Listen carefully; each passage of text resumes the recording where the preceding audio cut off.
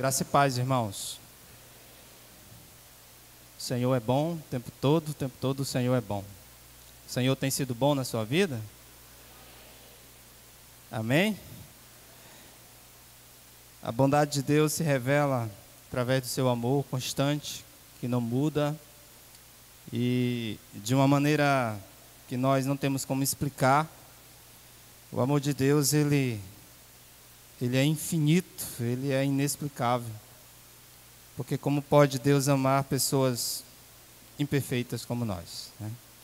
Eu gosto de dizer isso para aquelas pessoas que se sentem para baixo, que acham que ninguém se importa para elas. Deus ama você de maneira incondicional. Se alguém um dia virou as costas para você, se um parente, um marido, uma mãe, um filho, um dia não se importou para você, eu quero dizer para você que Deus se importa com você. Deus te ama, saiba disso, que Deus te ama de maneira infinita. Amém? Queridos, vamos ficar de pé, vamos orar ao Senhor.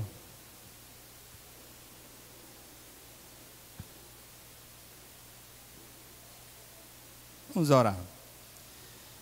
Senhor nosso Deus, nosso Pai, nós queremos te agradecer, Senhor. Obrigado porque esse é o lugar onde nós aqui podemos ter um encontro contigo. Por mais que seja um lugar público, onde muitas pessoas estejam reunidas aqui, aqui é o lugar também onde nós podemos nos encontrar contigo. Eu te peço, Deus, que o Senhor possa continuar a se manifestar no nosso meio. Nós pedimos nesse momento ao Teu Santo Espírito que em nós habita, que Ele possa ter a liberdade de poder se comunicar, falar, se manifestar nas nossas vidas. Espírito Santo de Deus, Tu tens a liberdade de agir no nosso meio.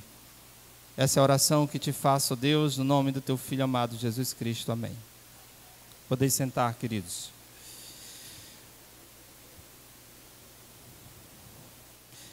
Amados, nós temos falado, nós mudamos assim um pouco a direção da nossa série, Juntos Somos Melhores. E nós temos falado agora sobre, nos voltamos um pouco para as questões que envolvem os nossos sentimentos, as nossas emoções, a nossa alma. Domingo passado nós falamos sobre a felicidade, né? E nós falamos que a felicidade, ela é algo que precisa existir nas nossas vidas. Independente de circunstância, de situações em que você se encontra ou passa, é possível sim desfrutar de felicidade. Porque o nosso Deus, Ele nos concede vida em abundância. Você acredita nisso? Você crê que Deus nos concede vida em abundância? Deus é um Deus que nos oferece a felicidade. E hoje nós vamos falar sobre um problema muito sério que assola a nossa sociedade. Talvez esse seja um dos problemas que tem levado muitas pessoas, inclusive à morte, que é o problema da solidão. A solidão é um mal que afeta o homem desde os primórdios da humanidade. A solidão é algo que tem levado o homem a um estado muito preocupante na sua vida, porque quando nós, por exemplo, vamos olhar para Gênesis capítulo 2, versículo 12, quando Deus observa o homem e percebe que o homem estava sozinho no jardim do Éden, por mais que tivesse, sei lá, as plantas, os animais, e algumas pessoas acham que um animal, uma planta pode substituir a presença de um ser humano. Vejam só, Deus olha para o homem e vê que o homem estava só. Faltava um semelhante para o homem. Faltava uma peça a ser encaixada na vida do homem. E aí Deus então diz o quê? Não é bom que o homem esteja só. Deus não criou o homem para viver sozinho. Aí você pode perguntar, pastor, é possível alguém viver só? É possível, sim. Nós encontramos relatos de pessoas que vivem só. Pessoas que se isolam do mundo, da sociedade, das pessoas. E buscam viver sozinhos. Mas veja o que a Bíblia diz. Pode até ser possível alguém viver só, mas a Bíblia diz que isso não é bom. Não é bom que o homem viva só. Porque o homem ele necessita de companhia, de relacionamentos. Ele necessita, ele precisa de relacionamento. Mas quando nós falamos sobre solidão, nós precisamos definir primeiro o que significa essa solidão. Porque às vezes a gente pode tentar relacionar a solidão a um momento, por exemplo, de solitude. Existe uma diferença entre estar só e a solidão. Estar só pode representar uma escolha minha, por exemplo. Eu que sou mais contemplativo, gosto de contemplar as coisas. Eu gosto de contemplar o céu, as árvores, as plantas, os pássaros. Tinha um curso aqui na igreja, né, que falava sobre as conexões espirituais. E uma das conexões que eu tinha era essa questão de se conectar com a solitude, de ver, de contemplar as coisas que Deus criou. Então é possível, por exemplo, eu me reservar para um lugar para estar só. Passar um tempo só. E aquilo de alguma forma pode representar algo prazeroso para mim. Mas observe que estar só é uma escolha que eu faço. É algo que eu escolhi fazer. E esse estar só é algo cronológico. Ele tem um tempo determinado. Tipo, vou passar hoje o dia só ali, contemplando, orando, conversando com Deus. Então esse estar só pode ser uma escolha que o homem faz. E isso é algo prazeroso, ele sente prazer em fazer isso. Mas quando eu me refiro à solidão, aí eu estou associando a um sofrimento. É a dor de se sentir sozinho, que é diferente de uma escolha que você faz. Você quer um exemplo? Abra a tua Bíblia em 2 Timóteo 4,16.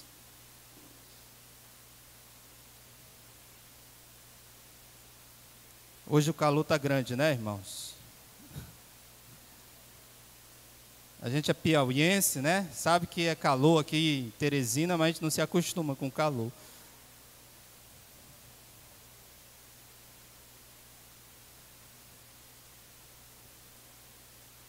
E acho que eu vou precisar de água aqui também.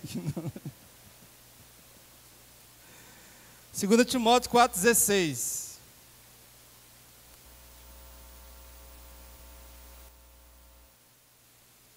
Veja só o que Paulo diz. Paulo diz o seguinte, ele escrevendo a Timóteo: na minha primeira defesa, ninguém apareceu para me apoiar, todos me abandonaram. Qual é o sentimento que Paulo está expressando aqui, irmãos? Um sentimento de quê? Um sentimento de que ele, de alguma forma, está vivenciando ali uma solidão. As pessoas o abandonaram. Ele estava ali, de alguma forma, convivendo com aquele sentimento ruim. E aqui, de alguma maneira, isso aqui representa o quê? Uma espécie de sofrimento. É algo que foi imposto. Essa solidão aqui foi algo que foi imposto a ele. Não foi algo que ele escolheu. Ele não escolheu que as pessoas o abandonassem. Às vezes, meus amados, nós nos deparamos em situações como essa, onde muitas vezes você, em meio a tantas pessoas, tantos relacionamentos, você se sente sozinho. Essa solidão, ela é algo que você não escolhe, é algo que lhe é imposto. E de alguma forma isso gera um sofrimento. E isso vai gerar também um sentimento de depressão. E às vezes a pessoa, quando encosta em alguém que tem depressão, ele sempre vai refletir essa ideia, esse pensamento de que ele está só, de que ninguém é capaz de lhe ouvir, de resolver o seu problema. É por isso que é importante a terapia, né? Ir ao psicólogo. Por mais que alguns pensam de maneira diferente, né? Acham que ao psiquiatra, ao psicólogo, isso é algo que se reporta à loucura. O cara está doido, está maluco. Você sabia que tem pastor fazendo terapia, indo para psicólogo? Qual o problema de um pastor ir fazer terapia? Todos nós necessitamos, queridos, de companhia. Precisamos ouvir, precisamos falar, precisamos comunicar. É uma necessidade que todos nós temos. A humanidade, meus amados, ela vive uma solidão. As pessoas estão cada vez mais solitárias. Eu lembro de uma pessoa, de um irmão, há um tempo atrás, que me ligou, que estava vivendo um sofrimento, um desespero muito grande. E hoje eu louvo a Deus porque Ele está no nosso meio, e hoje eu olho para Ele, já disse isso para Ele, e vejo a mudança, a transformação que Deus causou na vida dele. Mas certo dia, obrigado, Miqueias, mas certo dia eu recebi a ligação dessa pessoa. Opa!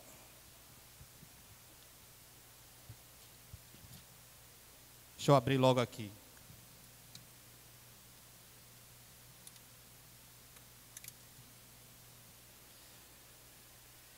E em sua ligação, eu percebi um desespero muito grande.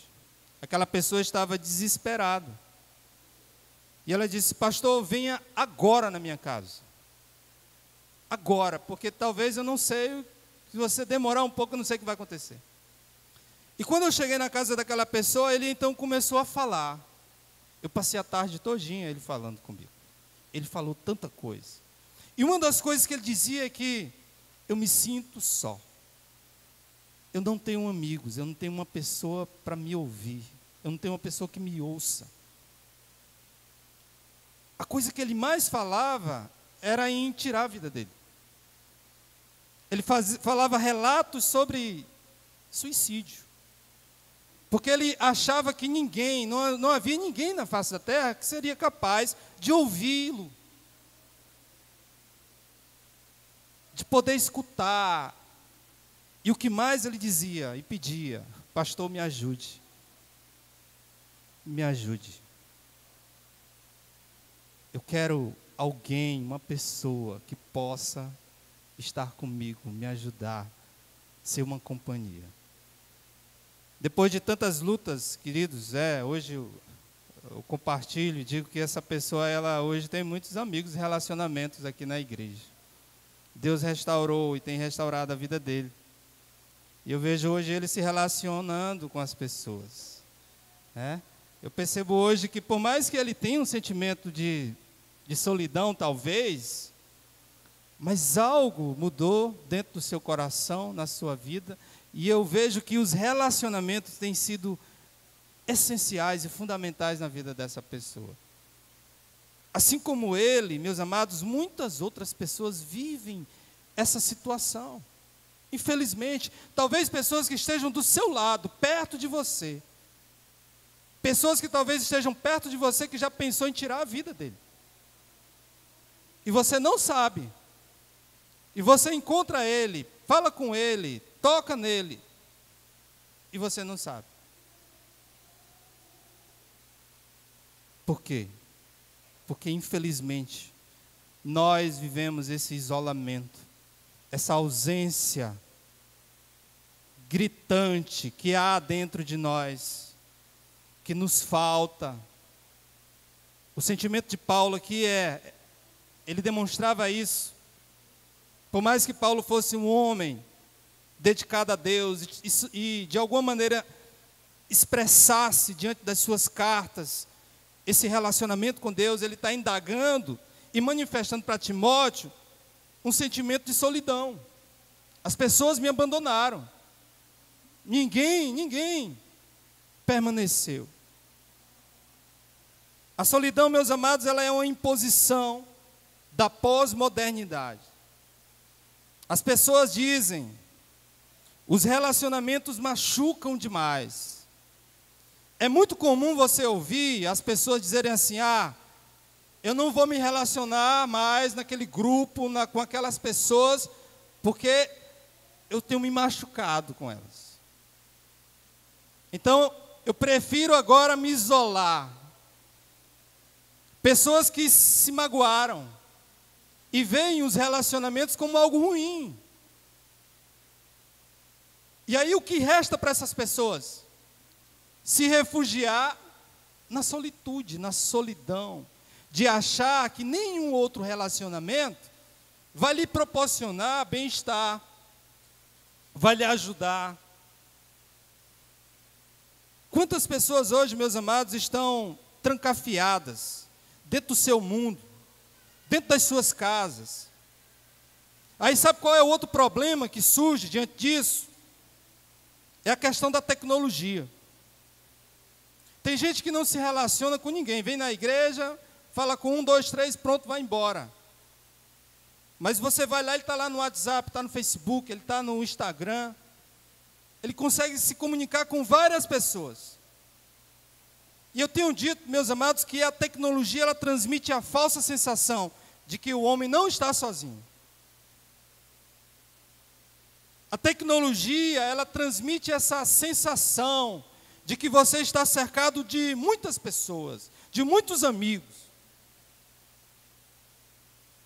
E um dia eu vi um autor de um livro que disse que a máquina não transmite sentimento. A máquina não transmite sentimento. E as palavras que você coloca lá do outro lado do telefone, ela é apenas um resumo do sentimento que você tem. É muito diferente, por exemplo, você falar lá no Facebook ou no WhatsApp, dizer para alguém, olha, eu te amo. E do outro lado a pessoa receber essa mensagem, e talvez até ficar feliz. Mas é diferente quando você olha nos olhos da pessoa, quando você abraça aquela pessoa, e tem a oportunidade de olhar nos olhos dela, com as suas expressões, e dizer no rosto dela, eu te amo. É ou não é diferente, irmãos? É ou não é? Claro que é. É muito fácil, por exemplo, eu chegar ou passar perto de alguém e dizer, eu amo vocês. Eu amo todos vocês. Mas é diferente se eu chegar para um irmão, bem aqui, olhar no olho dele, abraçar ele e dizer, irmão, eu te amo, verdadeiramente. Sabe o que a humanidade precisa? É disso. As pessoas estão perdendo esse contato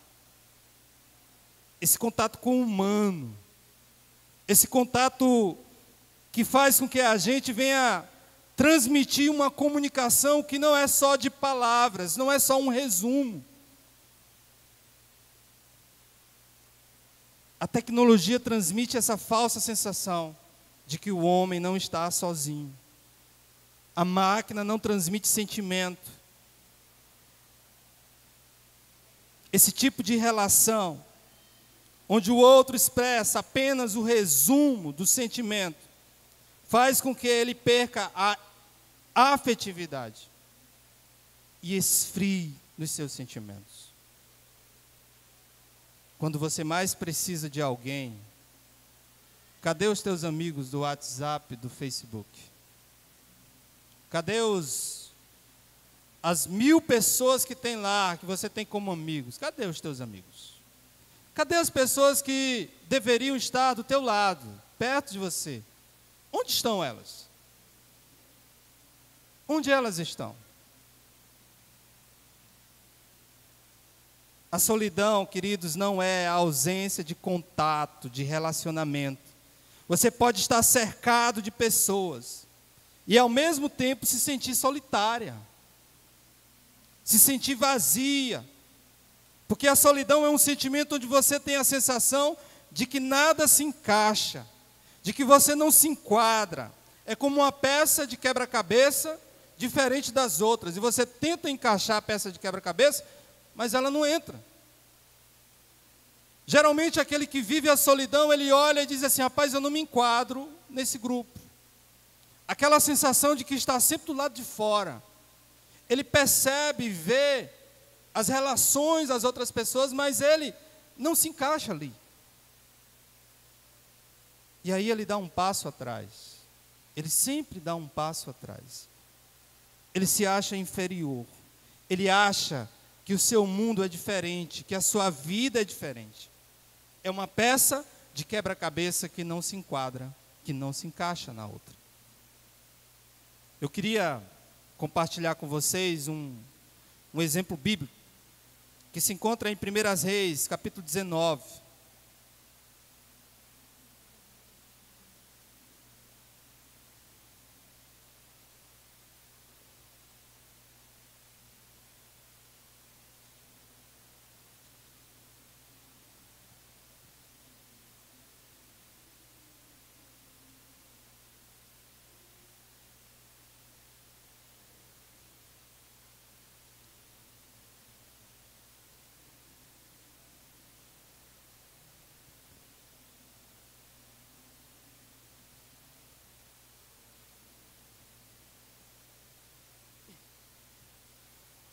Pastor, quem que pode ser afetado por essa solidão? Eu quero dizer para vocês que qualquer um de nós pode ser afetado por ela. Ninguém está isento de ser afetado por um momento de solidão que cause sofrimento na sua vida. Eu vou citar aqui o exemplo de um grande homem de Deus, um grande profeta de Deus, que viveu um momento de extrema solidão, que o texto vai mostrar que ele pediu, inclusive, até a sua própria morte a Deus. 1 Reis 19, do 1 ao 18, diz assim: Ora, Acabe contou a Jezabel tudo que Elias tinha feito, e como havia matado todos aqueles profetas à espada. Por isso Jezabel mandou um mensageiro a Elias para lhe dizer: que os deuses me castiguem com todo rigor, se amanhã, nesta hora, eu não fizer com a sua vida o que você fez com eles. Elias teve medo e fugiu para salvar a vida em Beerseba, de Judá. Ele deixou o seu servo e entrou no deserto. Caminhando um dia, chegou a um pé de giasta, sentou-se debaixo dele e orou, pedindo a morte. Já tive o bastante, Senhor, tira a minha vida, não sou melhor do que os meus antepassados. Depois se deitou debaixo da árvore e dormiu.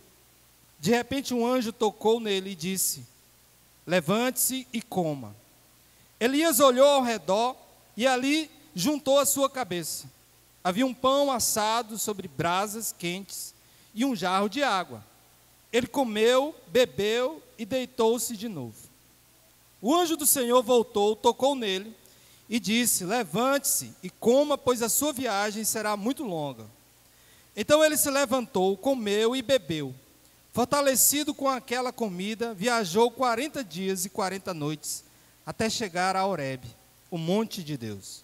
Ali entrou numa caverna e passou a noite. E a palavra do Senhor veio a ele: o que você está fazendo aqui, Elias?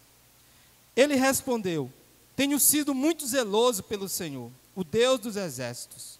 Os israelitas rejeitaram a tua aliança, quebraram os teus altares e mataram os teus profetas à espada. Sou o único que sobrou, e agora também estão procurando matar-me. O Senhor lhe disse: saia e fique no monte na presença do Senhor, pois o Senhor vai passar. Então veio um vento fortíssimo que separou os montes e esmigalhou as rochas diante do Senhor. Mas o Senhor não estava no vento. Depois do vento houve um terremoto, mas o Senhor não estava no terremoto. Depois do terremoto houve um fogo, mas o Senhor não estava nele. E depois do fogo houve o murmúrio de uma brisa suave. Quando Elias ouviu, puxou a capa para cobrir o rosto, saiu e ficou à entrada da caverna. E uma voz lhe perguntou: o que você está fazendo aqui, Elias? Ele respondeu: tenho sido muito zeloso pelo Senhor, o Deus dos exércitos. Os israelitas rejeitaram a tua aliança, quebraram os teus altares e mataram os teus profetas. A espada. Sou o único que sobrou, e agora também estão procurando matar-me. O Senhor lhe disse: volte pelo caminho por onde veio, e vá para o deserto de Damasco. Chegando lá, unja Hazael como rei da Síria. Unja também Jeú, filho de Nizi, como rei de Israel. E unja Eliseu, filho de Safaté, de Abel-Meolá, para suceder a você como profeta. Jeú matará todo aquele que escapar da espada de Hazael. E Eliseu matará todo aquele que escapar da espada de Jeú. No entanto, fiz sobrar 7.000 em Israel, todos aqueles cujos joelhos não se inclinaram diante de Baal, e todos aqueles cujas bocas não o beijaram. Vejam, queridos, que Elias vivencia um fato curioso. Se você olhar um capítulo anterior, capítulo 18, você vai perceber um dos momentos mais espetaculares na vida de Elias. Elias desafiou 450 profetas de Baal. E um fato extraordinário acontece diante do povo, da multidão. Elias desafiou aqueles homens com ousadia. E ali ele envergonha o rei Acabe diante de algo extraordinário que acontece. Mas quando a esposa de Acabe, Jezabel, ficou sabendo que os seus profetas tinham sido mortos pelo Deus de Elias, ela o ameaça, dizendo que iria matá-lo. Vejam só, como é que o Deus de Israel se manifesta a Elias, e ele de uma maneira extraordinária consegue uma vitória, e a destruição, a humilhação do culto a Baal, diante do povo, e agora ele está acuado, está de alguma forma com medo de Jezabel, com medo da morte. Em alguns instantes ele recebe de Deus a prova viva de que o Senhor estava com ele. Logo em seguida ele passa a não acreditar que o Senhor o livraria de Jezabel. E o que ele faz? Ele foge. Elias foge para o deserto. E geralmente uma característica, irmãos, daqueles que vivem ou que estão sofrendo dessa solidão, ele tem uma característica de fugir, de se esconder, de recuar, de ficarem acuados. Porque a fuga é como se fosse uma forma de se defender. É uma forma de defesa. Elias, quando se sente sozinho, ele foge para o deserto. E nessa solidão, ele deseja a sua morte. Versículo 4 diz: chegou a um pé de giasta, sentou-se debaixo dele e orou pedindo a morte. Na concepção e na mente de Elias, meus amados, não havia ninguém que pudesse ali naquele momento livrá-lo daquela circunstância, daquela situação. E ele diz o que para Deus? Senhor, antecipa logo esse problema, acaba logo com esse drama que eu estou vivendo, e tira logo minha vida, me leva. Quando uma pessoa, meus amados, ela vive uma depressão, uma solidão, aquilo é um sofrimento para ela. E na concepção, a única forma de vencer ou de acabar com aquele sofrimento é tirar a sua própria vida. Esse era o sentimento que Elias tinha naquele momento. E esse sentimento tomou conta de Elias a ponto dele não querer enxergar que mesmo se sentindo só, Deus estava cuidando dele. O que foi que Deus fez quando Elias dorme? Deus manda comida para Elias, manda anjos para cuidarem dele. Mas mesmo assim Elias continua a sua fuga. E ele então se refugia em uma caverna. Eu digo que cada um de nós tem a sua própria caverna. Cada um de nós. Tem um lugar onde você se refugia. Tem um lugar onde você se esconde. E talvez tenha um lugar onde você nesse momento está se encontrando. Você está dentro de uma caverna. Mas estar em uma caverna, meus amados, se faz necessário avaliar a motivação pela qual nós nos encontramos ali. A motivação pela qual eu me encontro naquele lugar. Eu posso me encontrar na minha caverna para desfrutar de um momento de solitude. Eu posso me reservar para aquele local. Como eu falei aqui, Jesus tinha uns momentos que ele dizia: eu vou para o monte, eu vou para um lugar deserto, porque eu preciso estar só. Eu preciso ter esse momento de solitude. Mas o grande problema, meus amados, é quando as pessoas acham que a caverna que elas têm é o lugar mais seguro. E passam então a depender dessa caverna e viver nessa caverna, a ponto de não quererem mais sair dela.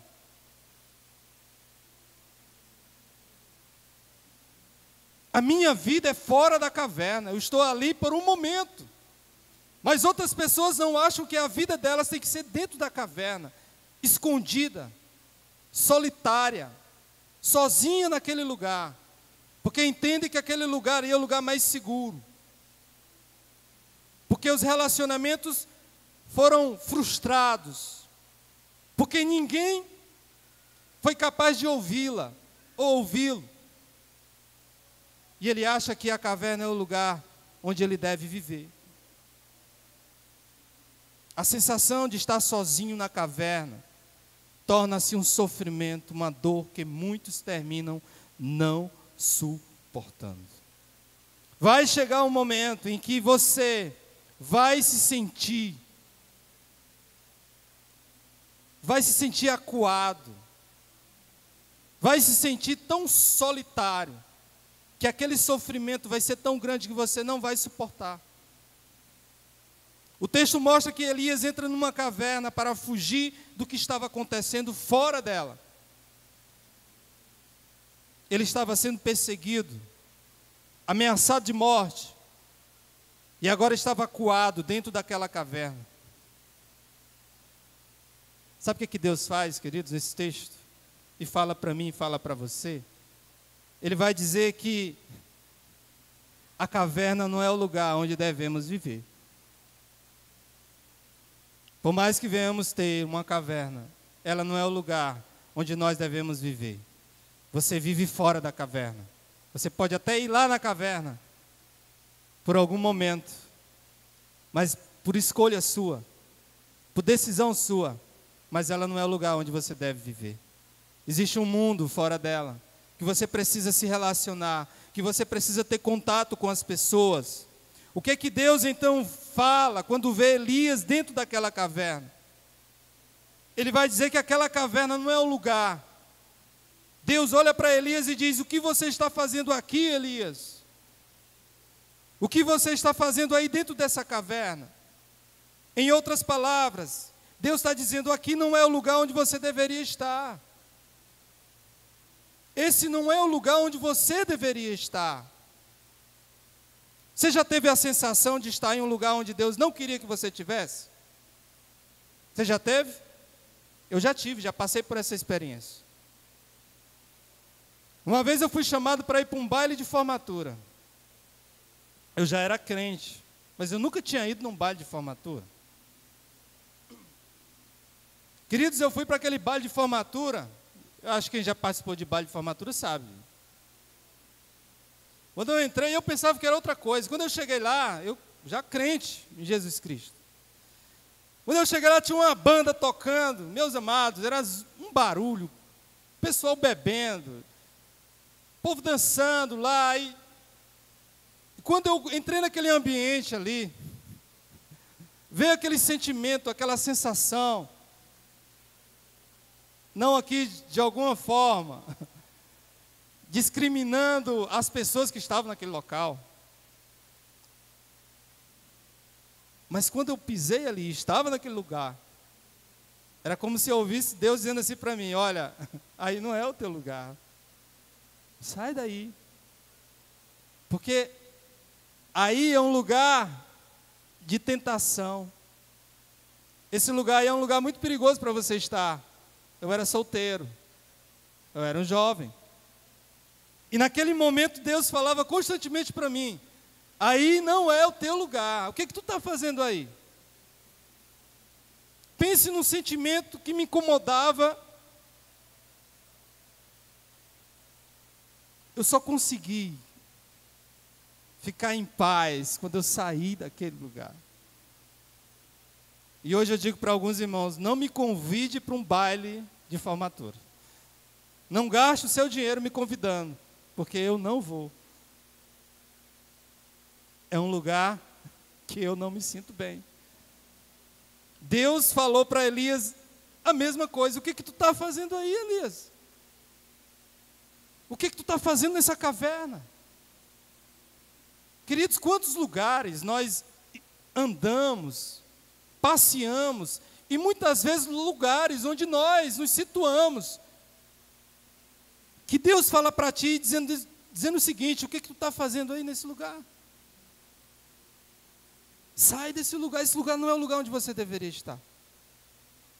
Você não foi chamado para estar aí nesse lugar.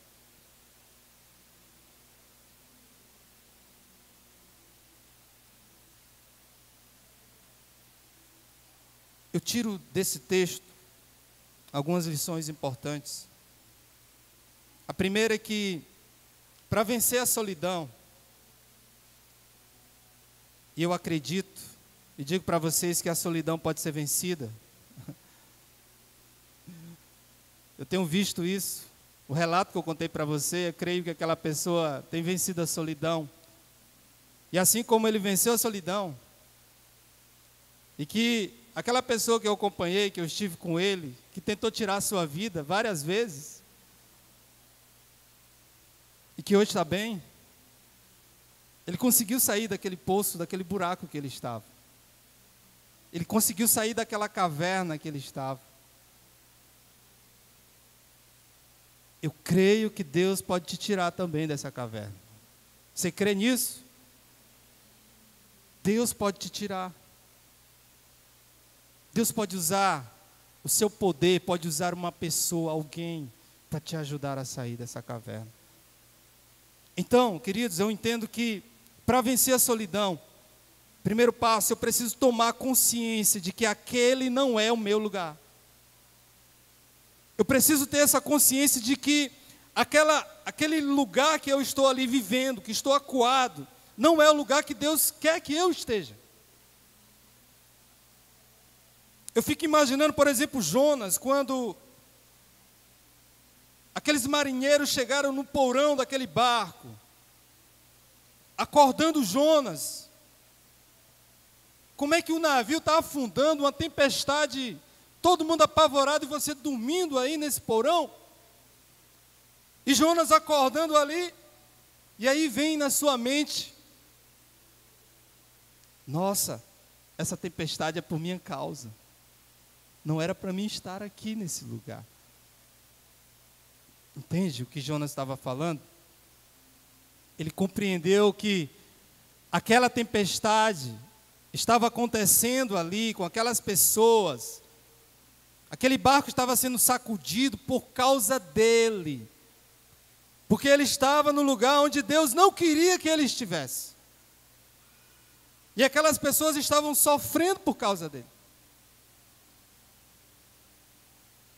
Moisés, quando vê o sofrimento do seu povo, e quando vê, por exemplo, um escravo sofrendo, algo nele vem muito forte no seu coração, a ponto dele ter aquela reação. É como se ele fosse tomado de um sentimento diferente. E dentro da sua consciência ele entendesse que aquele lugar ali também não era o lugar onde ele deveria estar. Deus tinha preparado um outro lugar para ele. Para vencermos a solidão, precisamos tomar consciência de que esse não é o lugar onde você deveria estar. Deus está dizendo, o que você está fazendo aí nesse lugar? O segundo passo que eu aprendo nesse texto é que para vencer a solidão, eu preciso sair da caverna. O Senhor diz, 1 Reis 19:11, saia e fique no monte na presença do Senhor, pois o Senhor vai passar. Uma das indagações dos solitários, é muito comum você ouvir deles, Deus não fala comigo. Pastor, Deus não fala comigo, eu queria ouvir Deus não fala, Deus não se importa comigo. As pessoas que vivem o sofrimento da solitude, da solidão, eles têm essa conclusão de que Deus não fala com eles.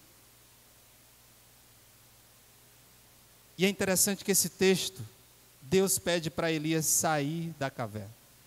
E eu entendo, queridos, que Deus não fala. Sabe por quê?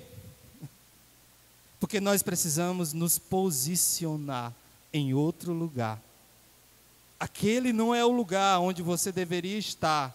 Deus quer que você esteja em outro lugar, para que Ele venha falar com você. O lugar onde eu estou, a posição em que você está, impede você de contemplar a manifestação de Deus. Eu preciso me reposicionar. Eu preciso sair desse lugar, para que eu possa ir para esse outro lugar, para ouvir e para ver a manifestação de Deus. Deus diz o que para Elias? Sai desse lugar, vai para fora, para que você veja, para que você contemple aquilo que eu vou fazer. Às vezes a pessoa fica na igreja, Deus não fala comigo, aí eu queria sentir algo diferente, algo novo na minha vida espiritual, mas sabe por que você não sente? Porque você de alguma maneira está num lugar onde Deus não queria que você estivesse. O que falta às vezes é se reposicionar na sua vida espiritual, na sua forma como você busca Deus, como você se coloca na presença de Deus. Deus não fala comigo, mas como Ele vai falar? Se você não mudar a sua postura, é uma questão, meus amados, de posicionamento. Em 2 Crônicas 7,14, que é um texto muito conhecido por todos nós, Deus coloca uma condição para se manifestar novamente ao povo. Ele vai dizer, se o meu povo que se chama pelo meu nome, se humilhar, olha só, orar e me buscar, eu vou ouvir. Deus está dizendo que o povo tem que se reposicionar. A sua postura tem que mudar. Você precisa se humilhar. Você precisa orar. Para que Deus possa, então, se manifestar na tua vida.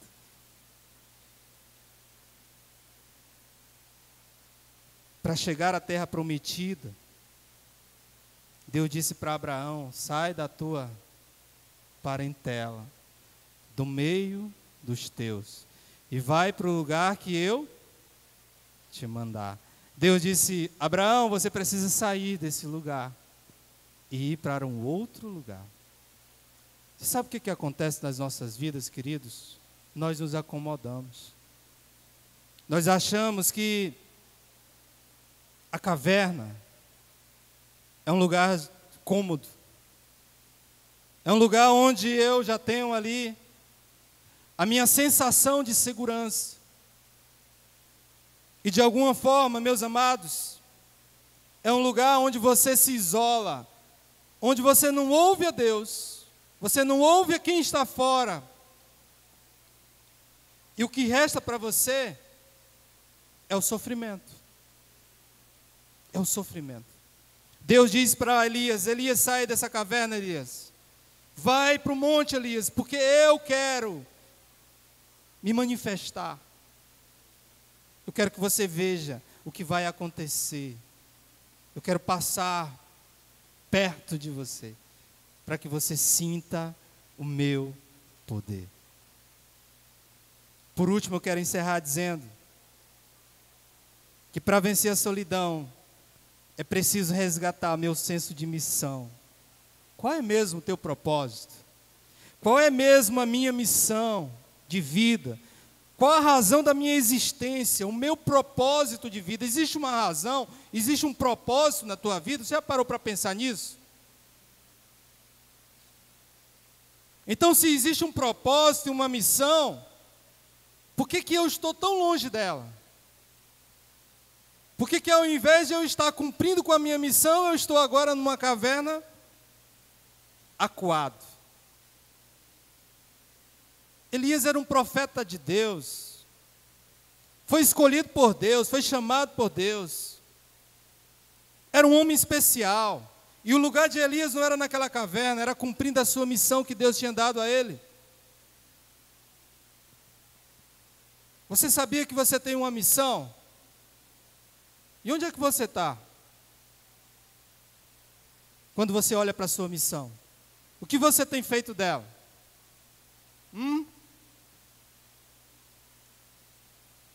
O Senhor disse para Elias, versículo 15, volte pelo caminho por onde veio, retorne, saia desse lugar e retorne para o lugar onde você estava. Vá para o lugar, vá fazer o que você estava fazendo antes, retorne à sua vida, aquela vida prazerosa que você tinha, retorne para ela. Retorne para o seu propósito, para a sua missão. Deus conclui dizendo, amados, a Elias, você não está só. Você não tem motivo para se sentir só.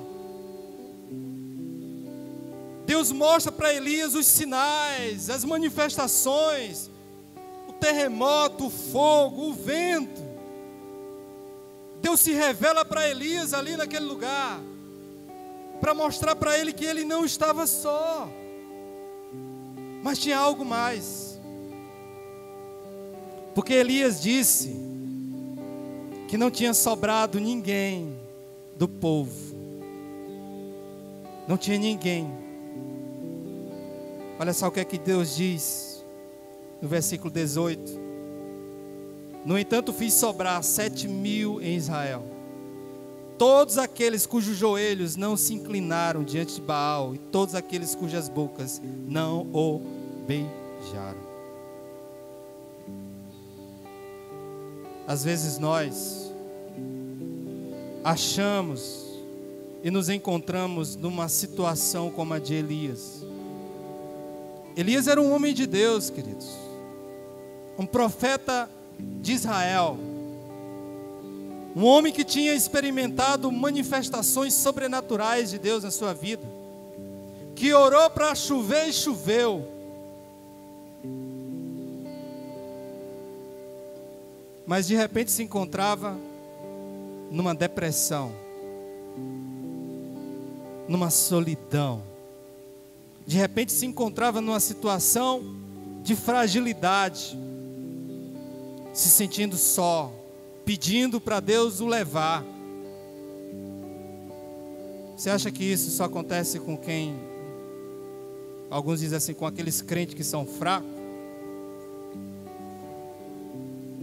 Quando um crente compartilha um sentimento de fraqueza, ou quando um crente está com depressão, algumas pessoas olham para ele com um olhar condenatório, né, de julgamento. É um fraco. Quem era Elias, meus amados? A Bíblia diz que Elias, ele foi arrebatado. Ele não experimentou a morte. Só 2 homens na Bíblia conseguiu essa proeza: Enoque e Elias. E um homem como Elias viveu uma depressão, uma solidão. Nós, na nossa estrutura humana, física, nós somos fracos e frágeis. Nós precisamos ouvir a voz de Deus. Nós precisamos dessa voz, da presença poderosa de Deus nas nossas vidas, que é capaz de nos tirar de qualquer buraco. Mas antes de tudo, nós precisamos da companhia uns dos outros. Nós precisamos de pessoas que possam nos ouvir, pessoas que possam estar do nosso lado, andar conosco, chorar conosco. São os relacionamentos, meus queridos, que nos proporcionam essa possibilidade, esse contato, onde você pode estender a sua mão e tirar alguém que está dentro de um buraco e trazê-lo novamente para fora e mostrar para ele que ele é importante, que ele tem dignidade, que ele é especial, que ele não está só.